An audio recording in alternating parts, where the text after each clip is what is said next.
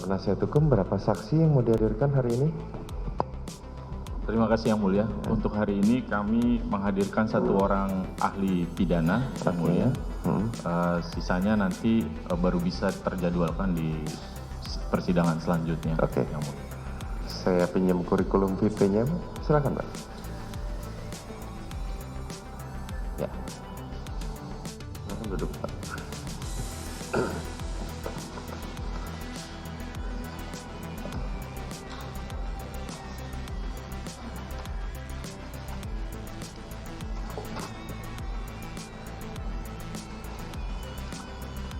Saya periksa identitasnya dulu saudara ya.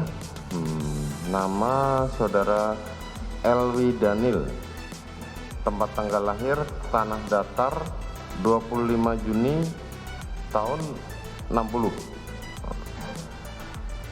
Alamat Jalan Dr. M. Hatta, Kota Padang. Agama Islam, pekerjaan pegawai negeri sipil. Dalam hal ini guru besar di Universitas Andalas Padang.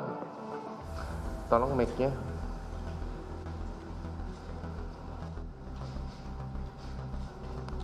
Ya. Universitas Andalas. Saudara guru besar di bidang hukum pidana Yang Mulia. Di bidang hukum pidana. Baik. Saudara kenal dengan para terdakwa? Tidak Yang Mulia. Tidak ada hubungan keluarga ya. Baik, silahkan berdiri terlebih dahulu untuk diambil sumpahnya.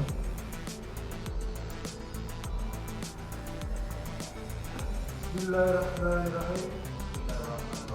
Bersumpah pada ahli akan memberikan akan mendapat pendapat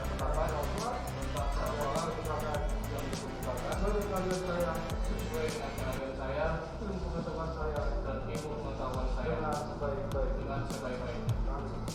Baik, silahkan duduk. Baik, saudara penasihat hukum, kami berikan waktu 1,5 jam untuk bertanya kepada penasihat saksi saudara. Silahkan. Baik. Terima kasih Yang Mulia Majelis Hakim.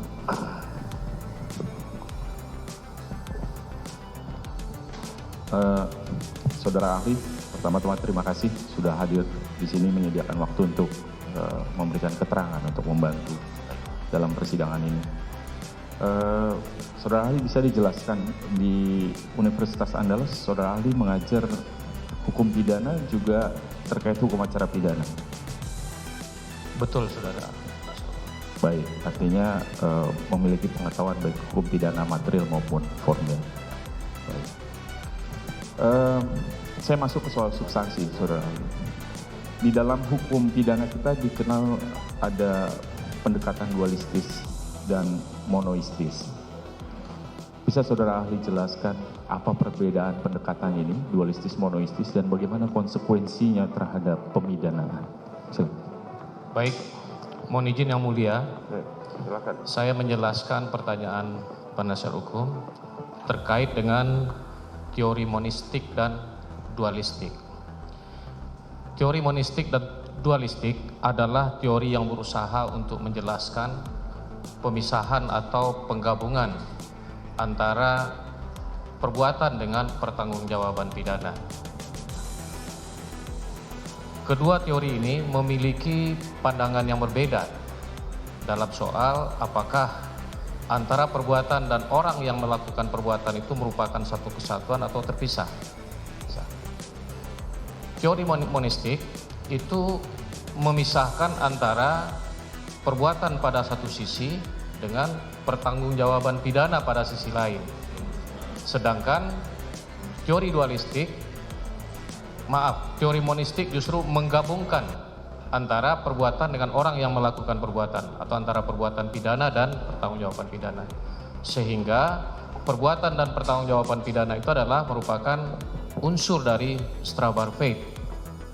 Sedangkan teori dualistik memisahkan antara perbuatan pada satu sisi dengan pertanggungjawaban pidana pada sisi lain.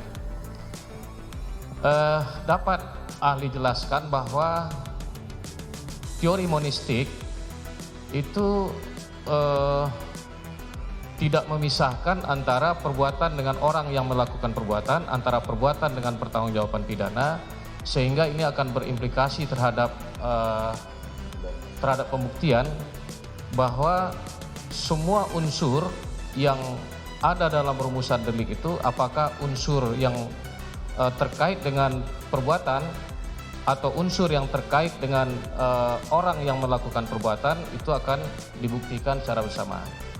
Akan tetapi dalam teori dualistik yang memisahkan antara perbuatan pada satu sisi dengan orang yang melakukan perbuatan dalam kaitannya dengan pertanggungjawaban pidana, maka dalam proses pembuktian itu harus dibuktikan terlebih dahulu adanya perbuatan melawan hukum.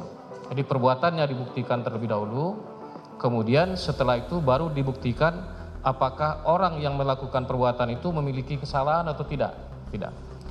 Nah, kalau seandainya di dalam proses pembuktian terungkap bahwa perbuatan itu bukan merupakan perbuatan yang bersifat melawan hukum, maka dengan demikian unsur kesalahan tidak perlu lagi dibuktikan.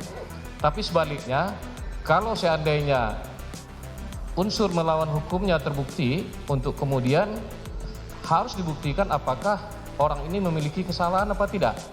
Kalau seandainya ternyata kemudian sekalipun orang itu melakukan perbuatan melawan hukum, akan tetapi pada dirinya tidak ada unsur kesalahan, maka dengan demikian si pelaku harus dibebaskan dari hukuman. Ini adalah konsekuensi dari dianutnya azas yang kita kenal dengan sebutan geen straf zonder schuld, atau tiada pidana tanpa kesalahan. Kemudian juga dikenal dengan prinsip lain yang menyebutkan actus non facit reum nisi mensit rea. Artinya tidak ada satu perbuatan pun yang mengakibatkan orang dihukum atau dipidana kalau maksud orang itu tidak jahat atau tidak demikian.